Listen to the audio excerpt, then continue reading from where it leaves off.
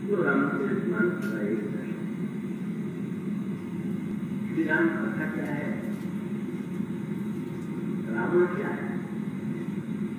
तो रावण के वध के बाद जो भगवान की स्तुति की ब्रह्मांड उसमें एक बड़ी महत्व की शब्दावली का प्रयोग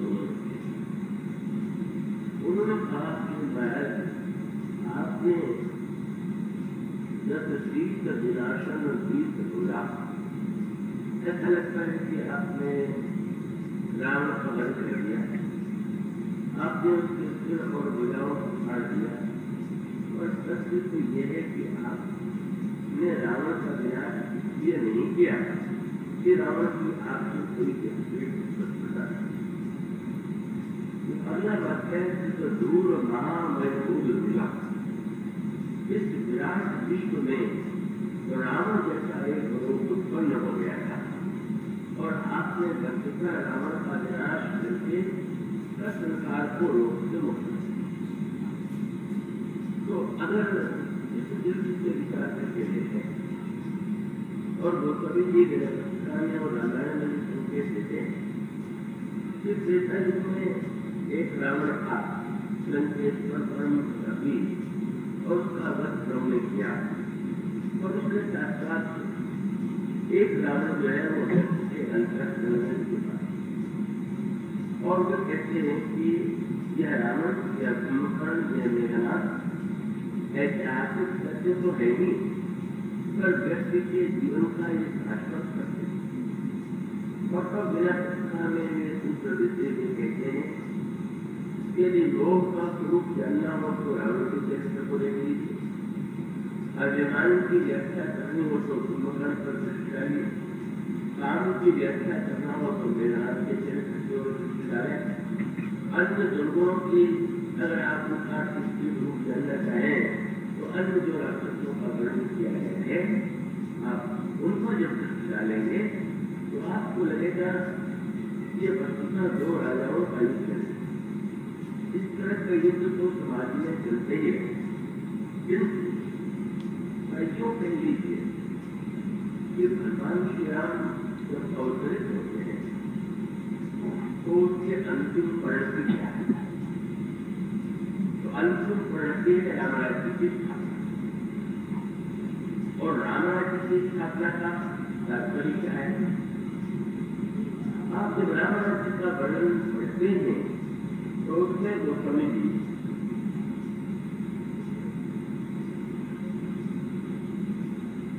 जब आप रामराज्य का वर्णन पढ़ते हैं तो आपको क्या सूत्र मिलता है? और सूत्र तो यही है, गोस्वामी जी ने दोबारा दोनों ने रामराज्य का वर्णन किया है, लेकिन जो अलग को संक्षेप में कुछ पंक्तियों के माध्यम से समझना चाहे तो कहते नहीं दरिद्र को दुखी नदीना नहीं को अबुद न लक्षण मिला तब नरदम्ब धर्म अर्थ भूमि नर अनुराग चतुर सब भूमि राम राज नरवेश काल धर्म स्वभाव भाव में जाए।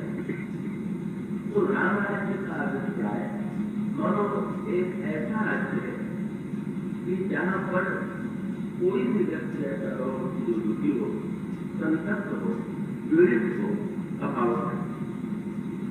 अभी तो राम राज्य की स्थापना बहिरंग जगत में त्रेता युग में, और उस राम राज्य की स्थापना अगर आज के युग में हम करना चाहें तो उसका विगणन कहाँ से? और उसका असर यही है कि राम राज्य की स्थापना जो है पहले बाहर से नहीं होती, पहले भीतर। और जब भीतर और बाहर में सामंजस्य हो जाएगा तो राम राज्य का जन्म हो जाएगा। तो अब ये रावण को जब गोस्वामी जी प्रस्तुत करते हैं और वो कहते हैं कि रावण मुसलमान हो है, और मानस लोगों के संदर्भ में ये कहा गया कि मोहन समस्त लोगों का मन है। और बहुत सी व्याख्या अनेक बार आपके सामने की जाती है। मोह का अर्थ न जानना नहीं, मोह का अर्थ जानते हुए भी जानने के ज्ञान को जब हम जीवन में उतारने की चेष्टा नहीं करते, अब उसके प्रतिकूल आचरण करते हैं तो उसकी वृत्ति का नाम है। तो ऐसी स्थिति में रावण क्या है? तो स्वामी जी कहते हैं मुक्तमान हो।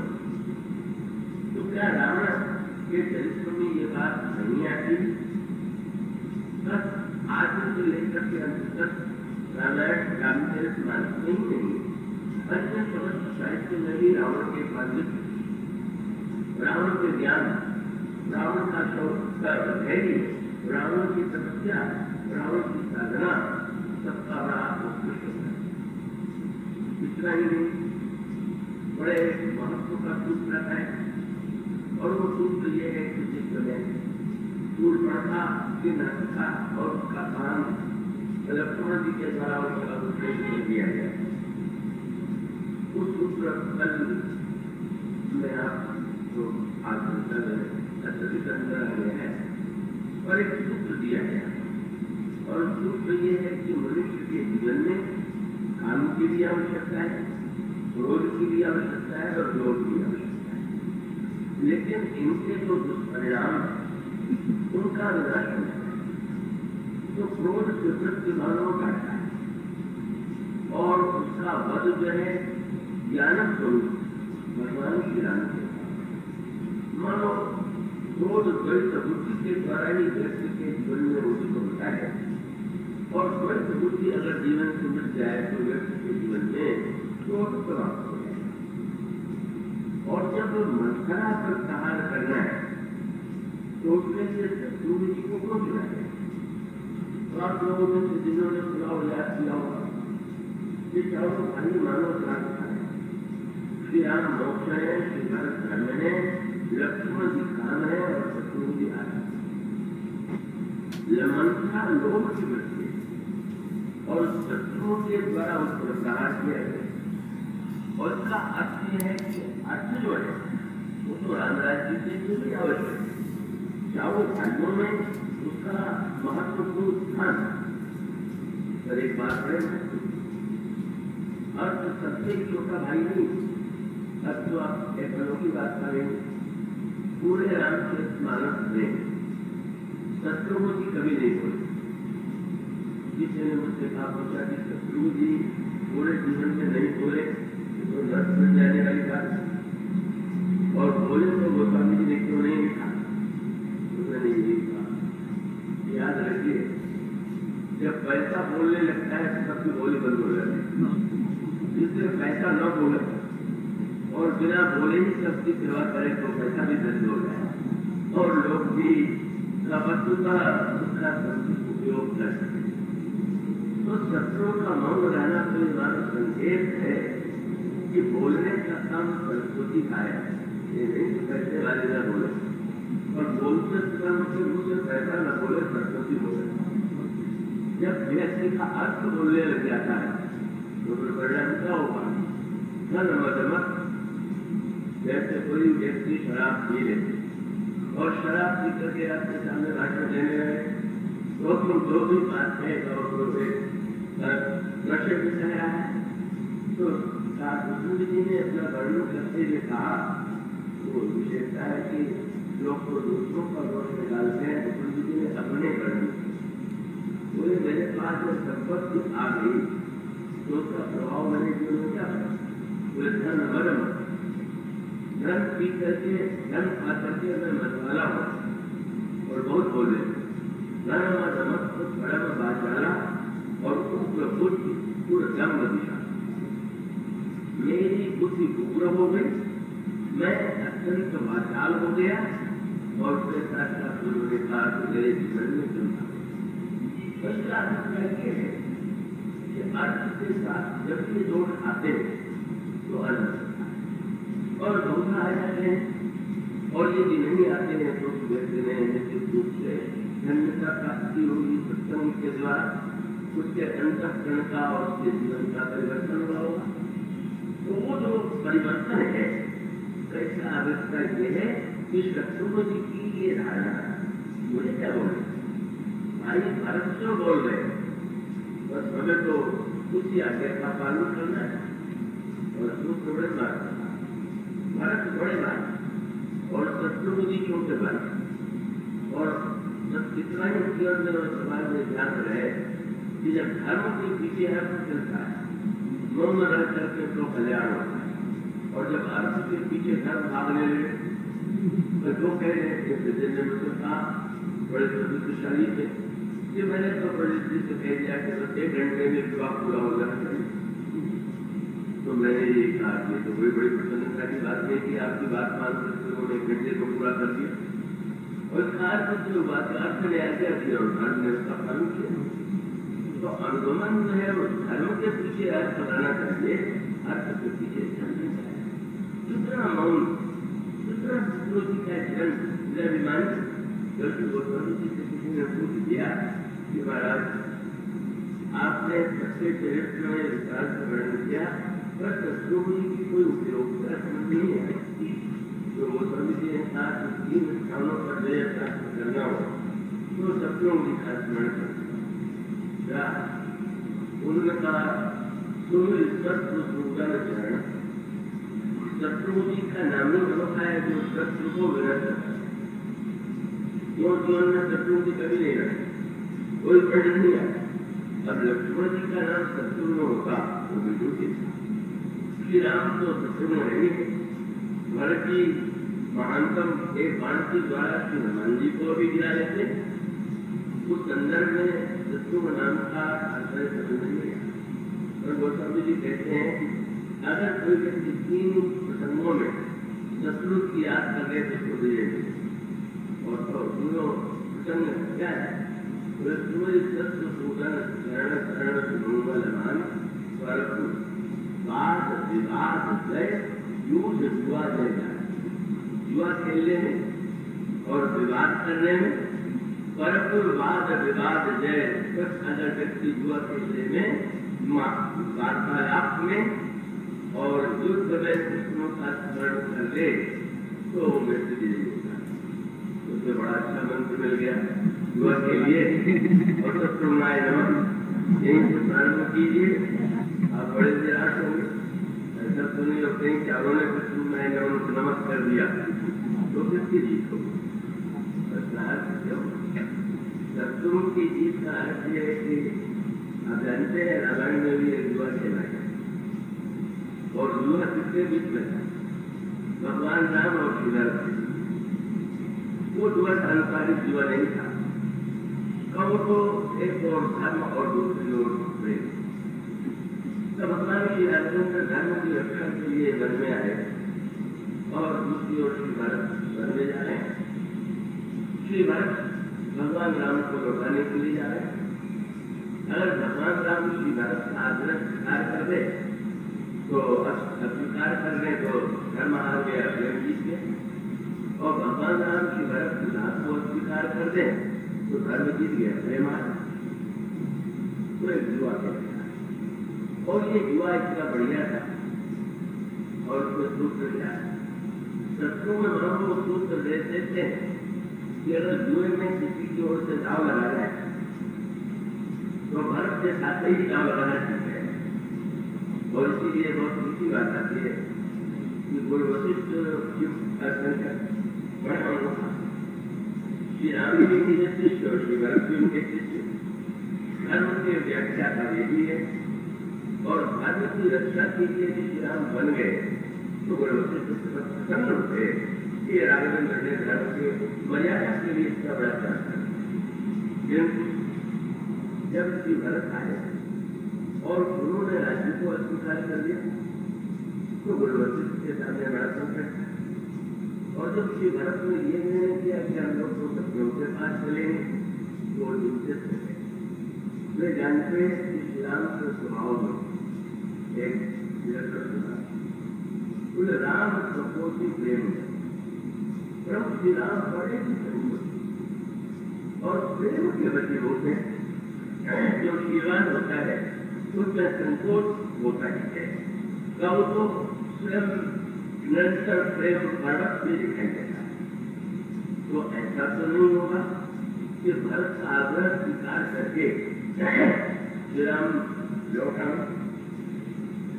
तब उन्होंने निर्णय किया कि जब सारे समाज के साथ भरत जा रहे हैं तो मुझे भी चलना चाहिए। और उनके मन में एक ही धारणा, अयोध्या में तो जनमत था, उसमें गुरु वशिष्ठ परास्त हो गए। वशिष्ठ ने सबसे घोषणा किया कि कल प्रातःकाल से खूब चलेंगे, तो चारों ओर श्री भरत की जय।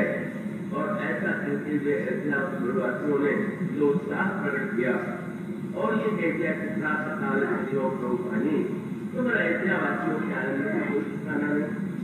गुरु जी समझ गए, जब सारी जनता एक पक्ष लोगों को अकेले में बात तो नहीं मानी जाएगी, पर जब सुकून में चलूं और उनके मन में आए या बड़ा बदल संकेत है।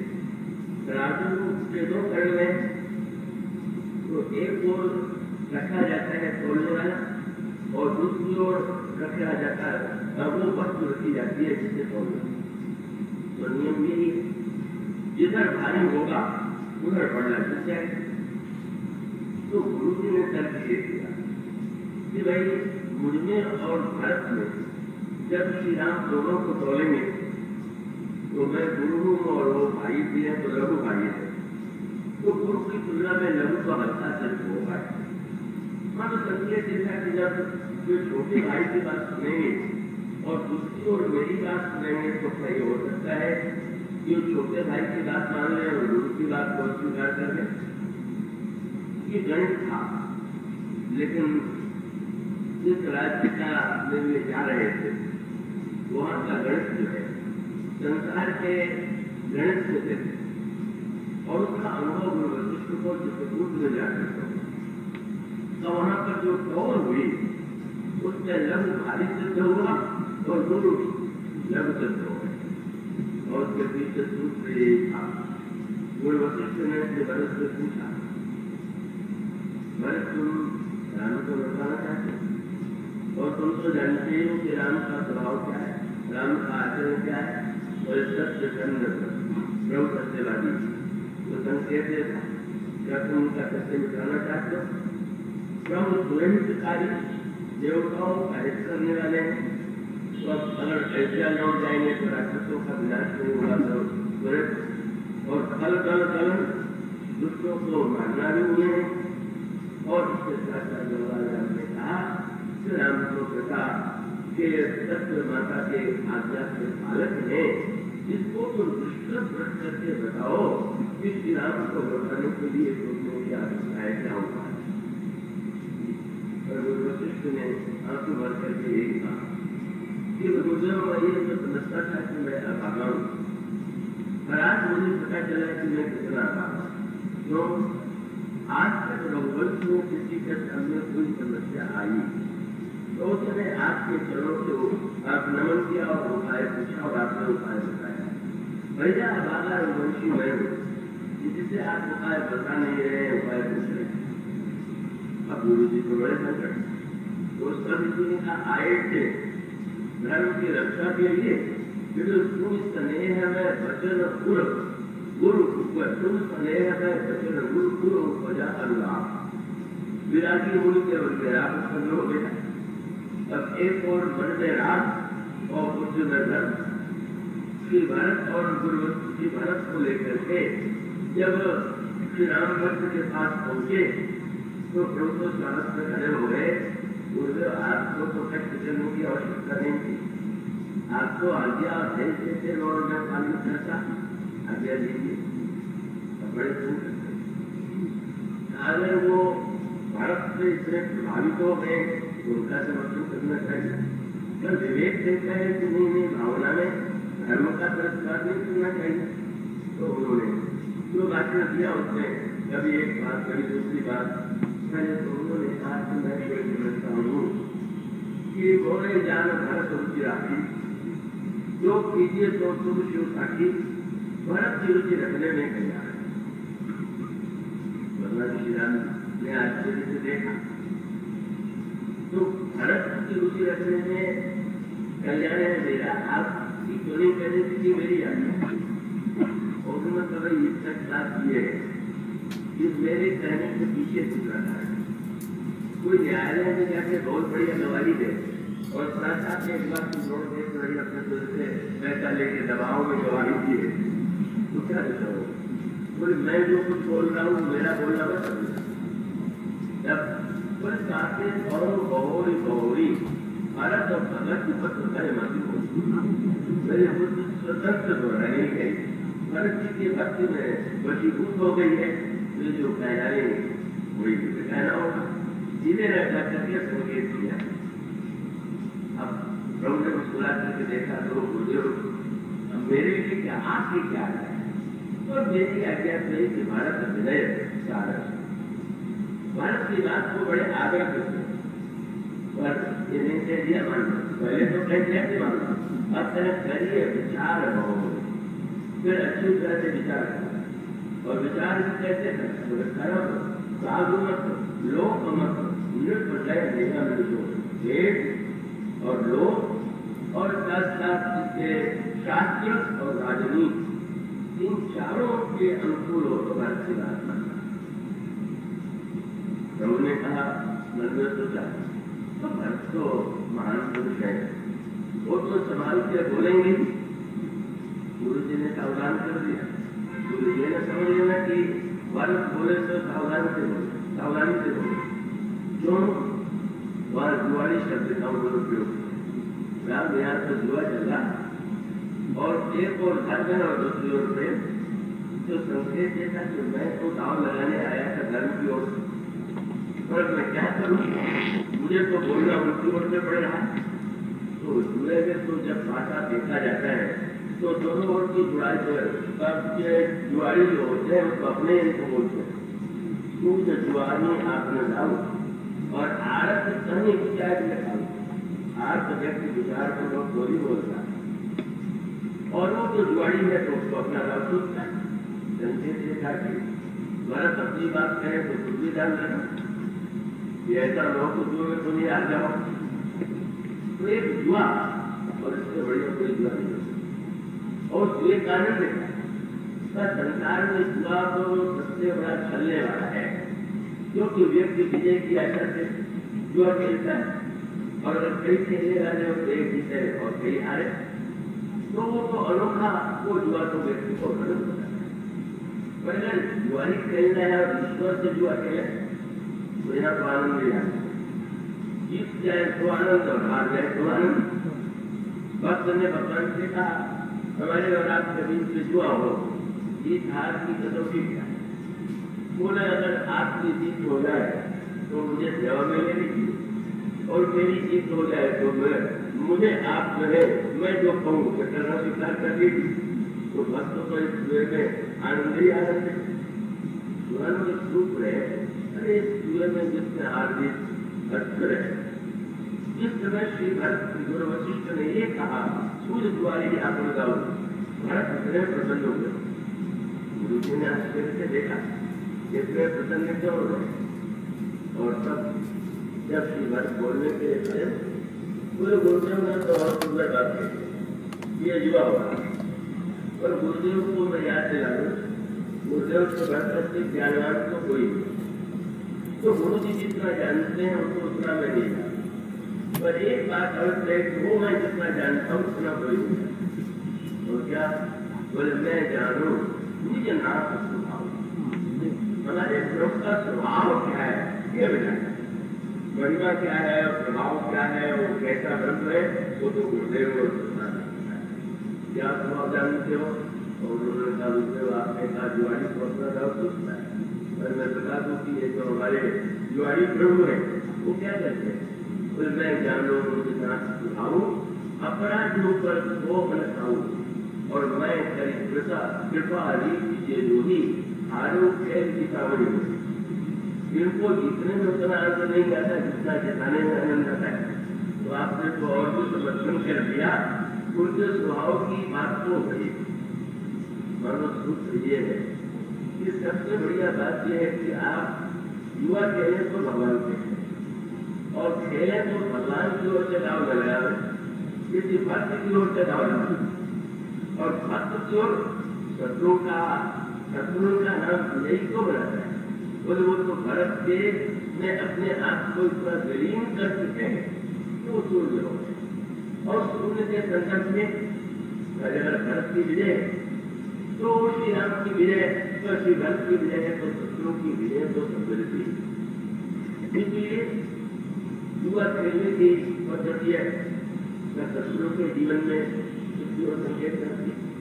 और उसके साथ साथ अगर आप ये चाहते हो कि हम विवाद में जीत जाए, तो भाई विवाद में तो कभी कोई जीतता है, कभी कोई हारता है। तो विवाद में जीतने का भी एक उपाय है। शत्रुघ्न जी ने जैसे मौन ले लिया, आप मौन ले लीजिए तो कभी नहीं हारेगा, बोलेंगे तो कभी आएंगे, कभी जीतेंगे।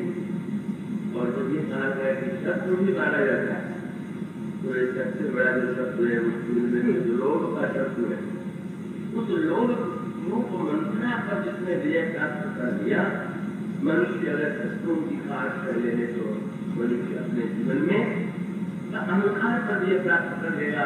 अपना कोई अमन है ही नहीं, कोई कामना और कोई वासना है ही नहीं।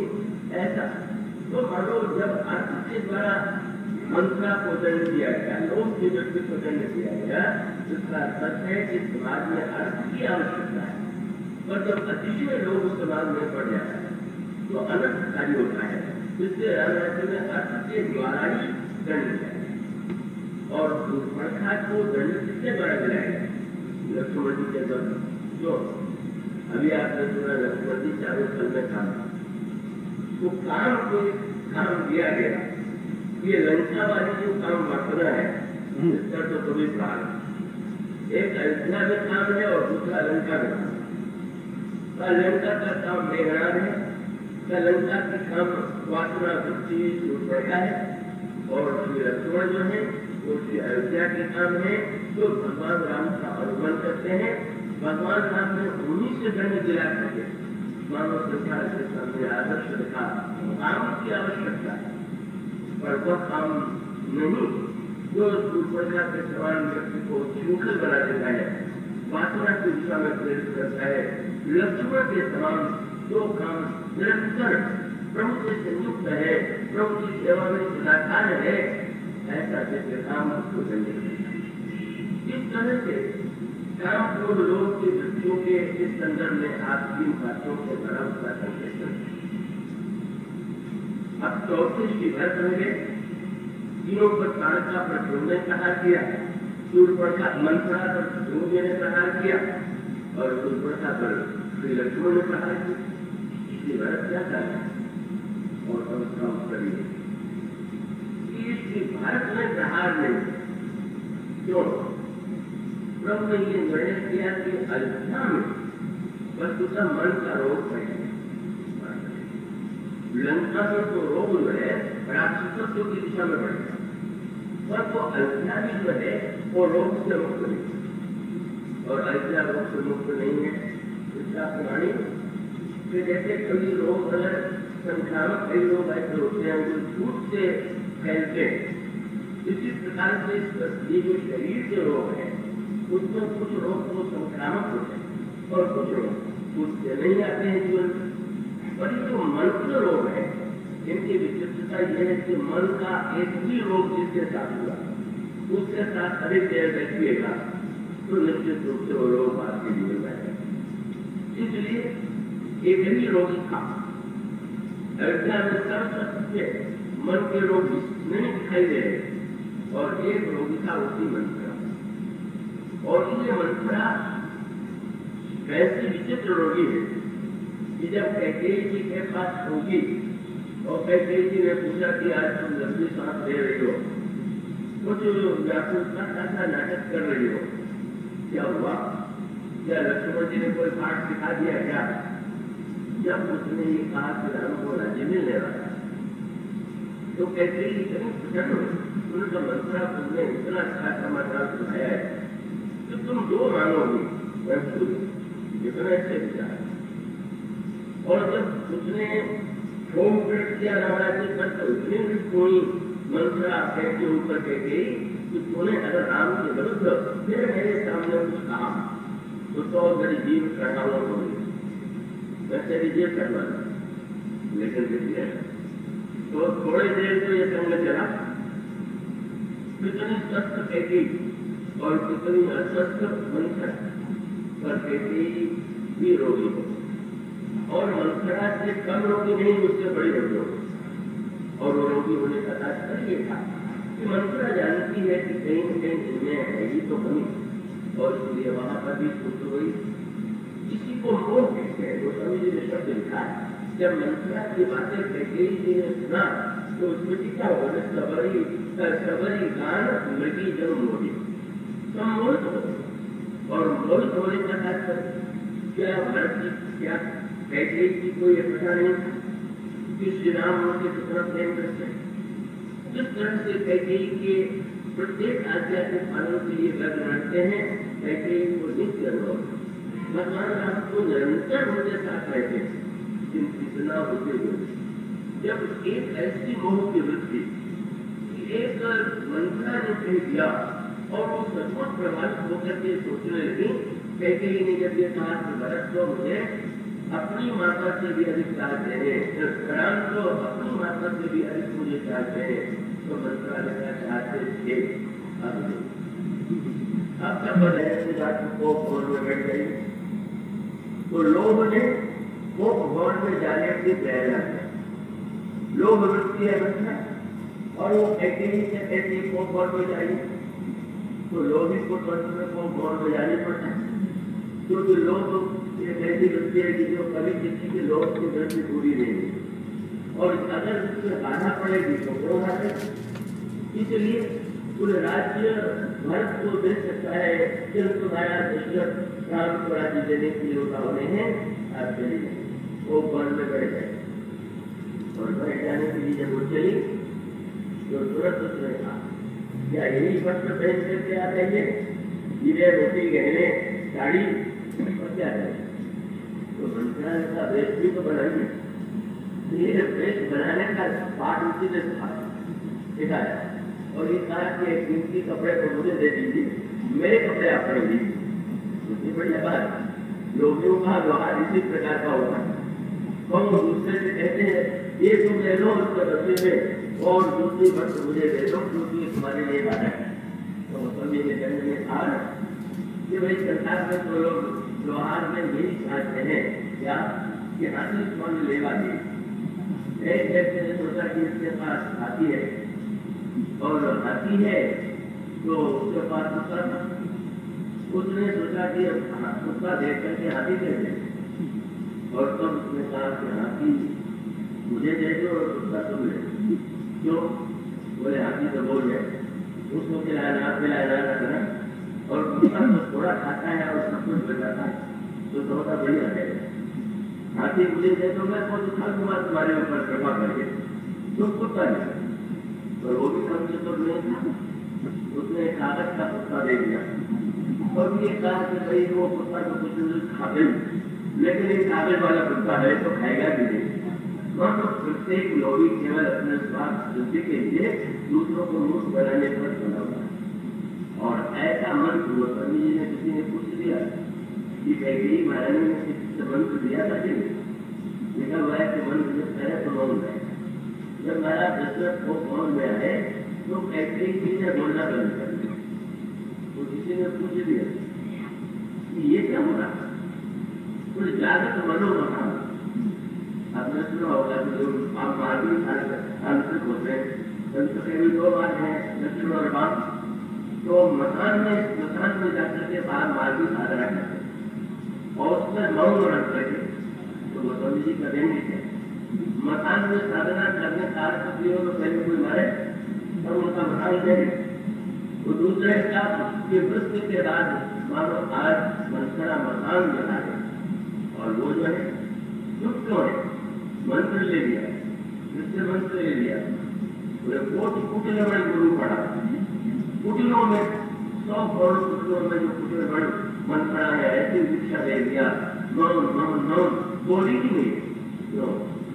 तो ये दशरथ जी कैकेयी के प्रति उनके जीवन में काम की वृत्ति, इसीलिए जब कैकेयी के वो भवन में जाने लगे थे गोस्वामी जी ने कहा सूरपति बकरी बाहु बल जाके नरपति बन दुख खाके तो तुम्हें सुखाई देखो काम साथ बढ़ाई तीनों में साथ 3 यदि प्रबल कर काम क्रोध और लोभ, तो क्रोध और लोभ दोनों बचा छठा मोह प्रति से लेके बोल में और तीनों जहां मिल गए तो गला फिर अंदर से क्यों हो गए राम राज्य में आना।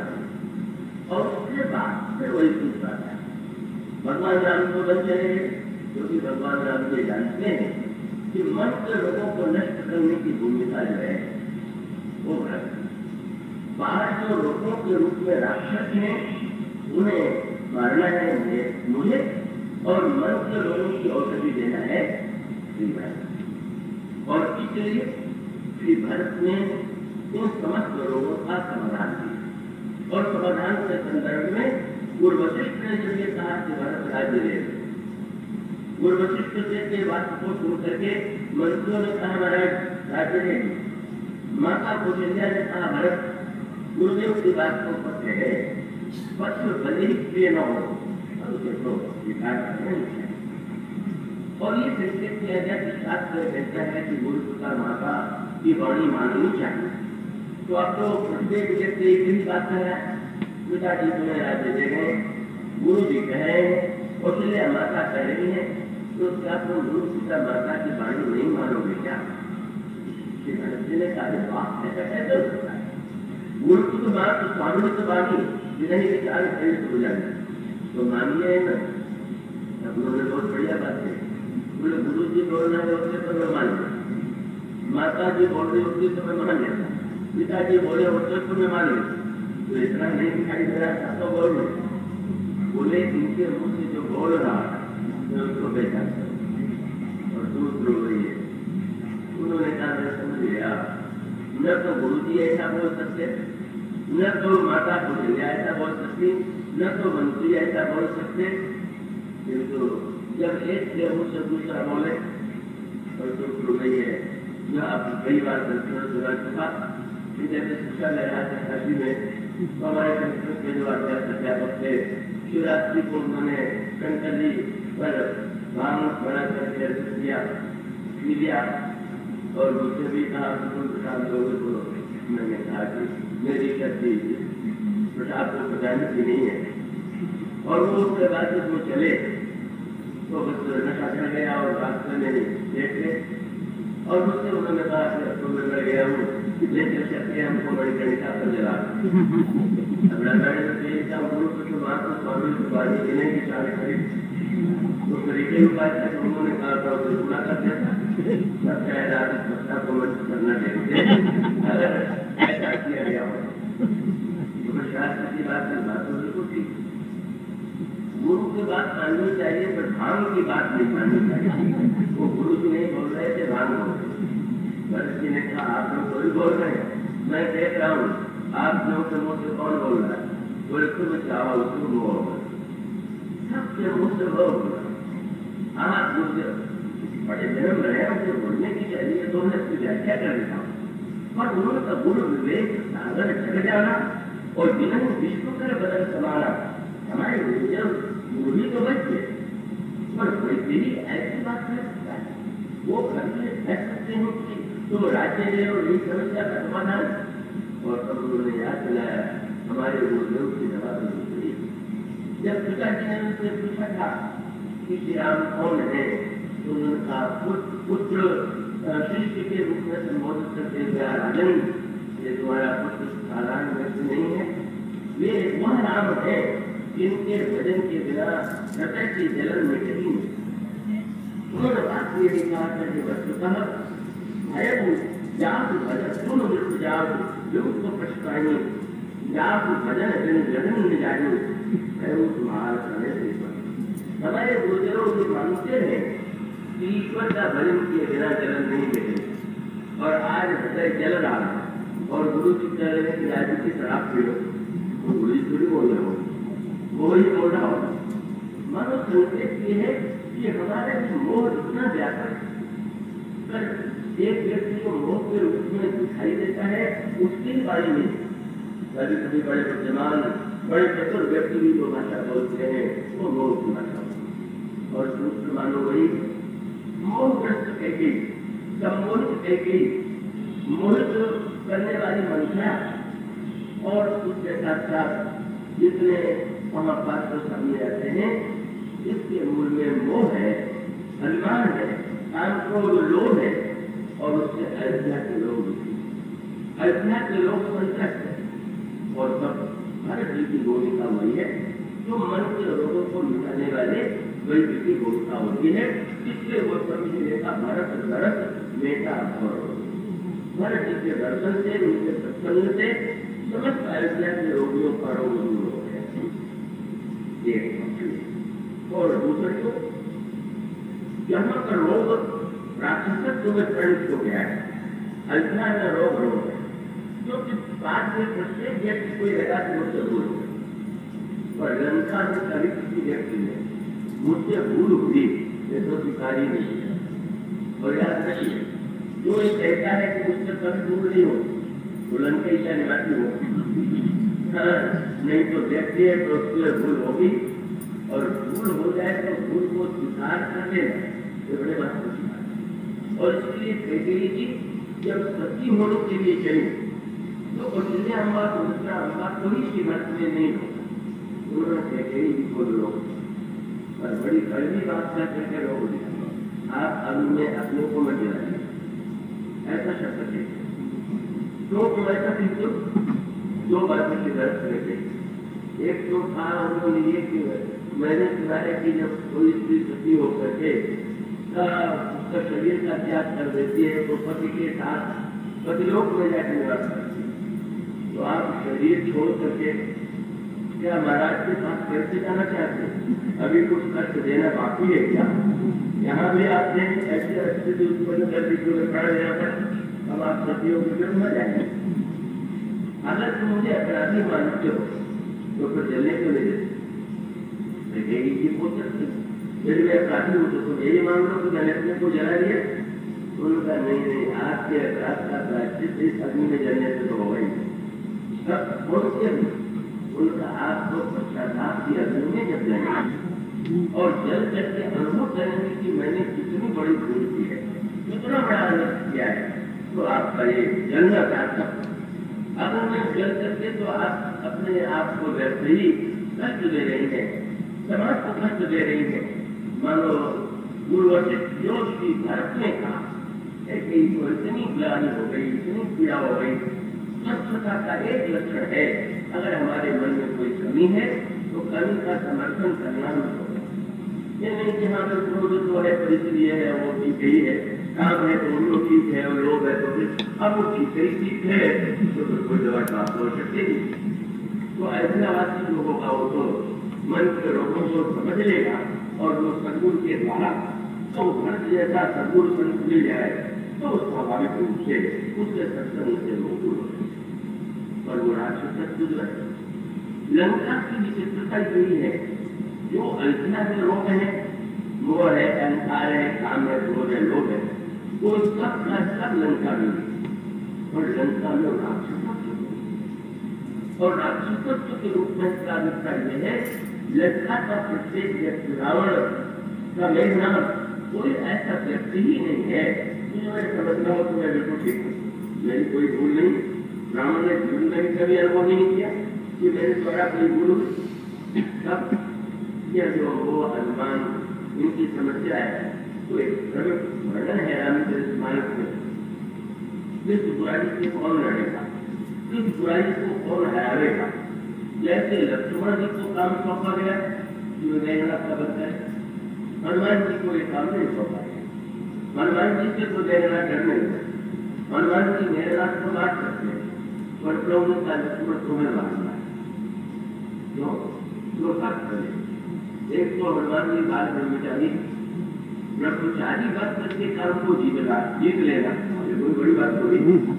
लक्ष्मण गृहस्थ है, गृहस्थ के जो काम को जीत ले वो बड़ा था। और उसके साथ साथ वही वो लंका वाला काम है और मेरे यहाँ के अयोध्या वाले काम हो तो दोनों की लड़ाई हो जाए। इस तरह से प्रत्येक पात्र के द्वारा जिसमें हनुमान जी के द्वारा अक्षय कुमार का वध होता है। अक्षय कुमार बोलता लोभ, अक्षय माने लोभी को सर्वदा चिंता बनी रहती है कि धन कम न हो जाए, नष्ट न हो जाए, और उस अक्षय को नष्ट करना हनुमान जी जैसे व्यक्ति जो स्वर्णमयी लंका का भी लोग नहीं है जिनके जीवन में वो लोग को प्राप्त करता है। जिन लक्ष्मण जी के जीवन में क्या सांसारिक वासनामयी काम वृत्ति नहीं है वो लोग उस काम को प्राप्त करते हैं। अहंकार के रूप में जो कुंभकर्ण है उसे तो केवल बस बहुत बड़ी बात बता दी गई। मेरा कुंभकर्ण से जो लड़ने गया जरूर रहा, लक्ष्मण जी तो गए ही नहीं लड़ने।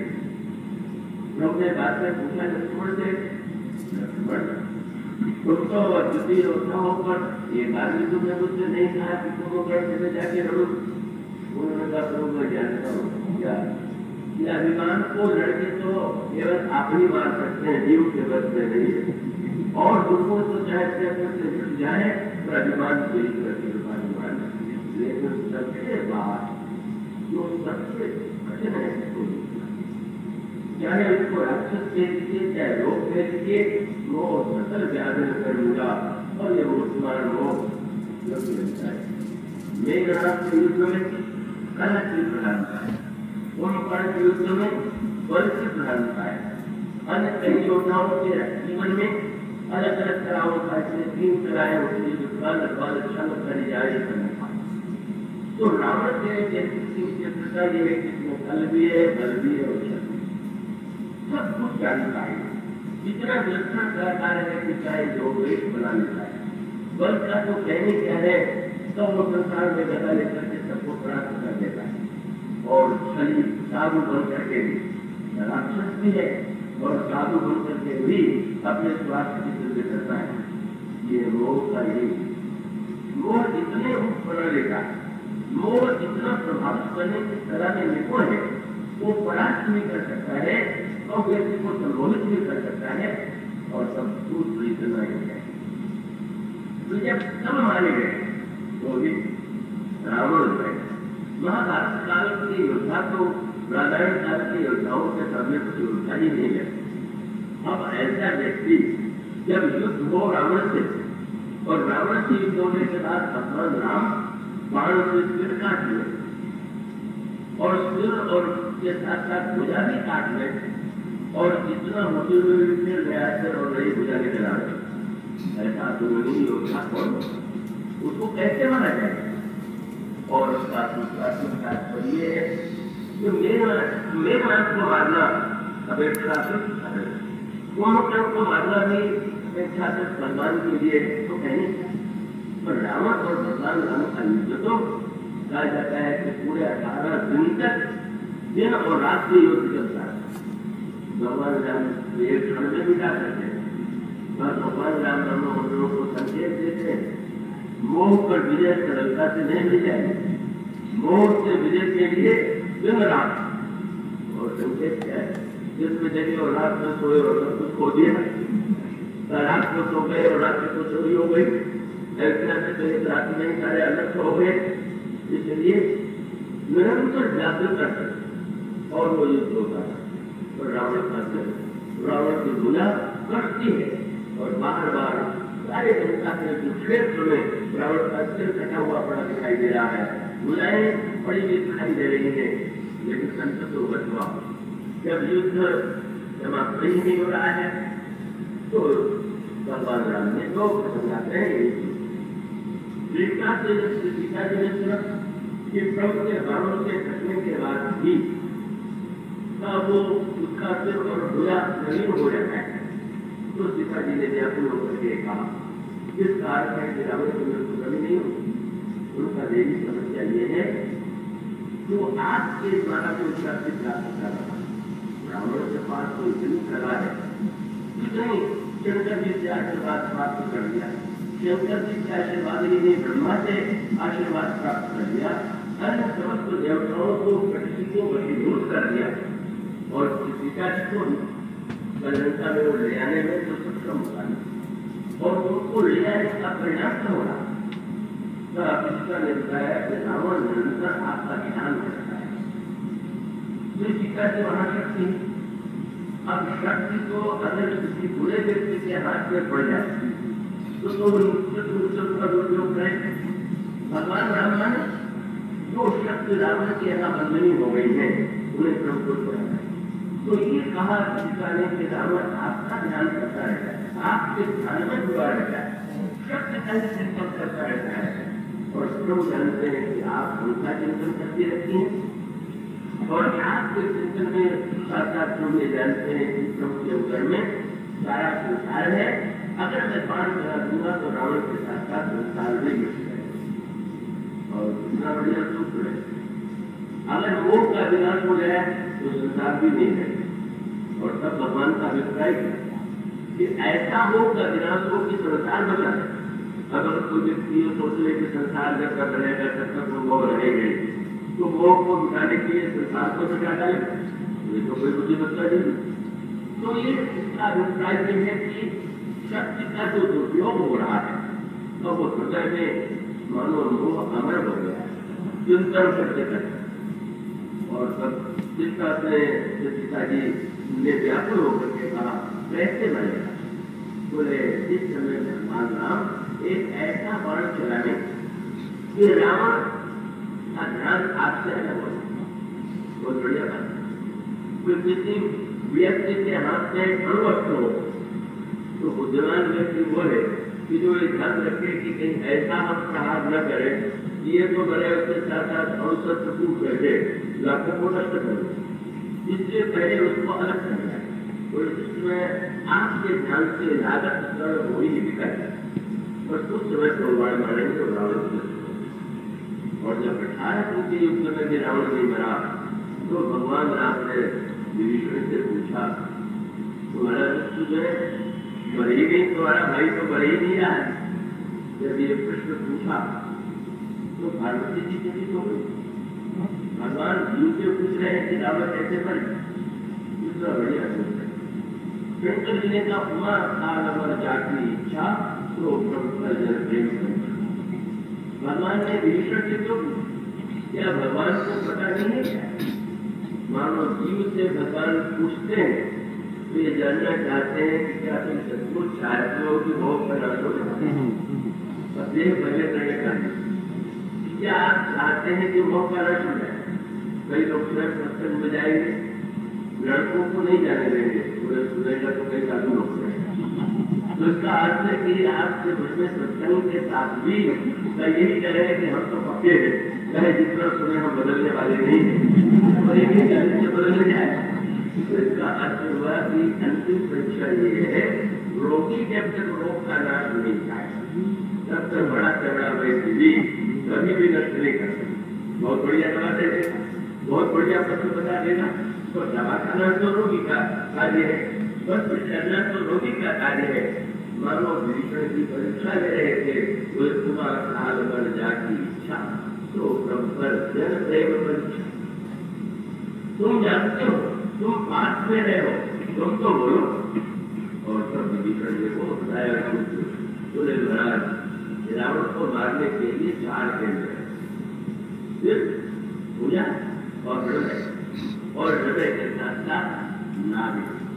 विभीषण जी ने कहा नाभि पुंज पीयूष बसी आदि नाथ रावण। ये नाभि का पुंज सिर का दिया माने ये तो मनुष्य के रावण का कभी चित्र बनाते हुए कई लोग कहते हैं कि रावण के सिर पर 10 सिर के ऊपर एक बनेगा मानो एक व्यंग मात्र है। पर जिस समय अंगद के सामने रावण ने अपने बल की प्रशंसा करते हुए कहा कैलाश पर्वत को मैंने उठा लिया, मैं वो रावण, और जिसने अपना सिर जो है काट करके अग्नि में डाल दिया वो मैं रावण। अंगद ने हट करके कहा तुमने जो परिचय दिया उससे मैं समझ गया तुम कौन हो।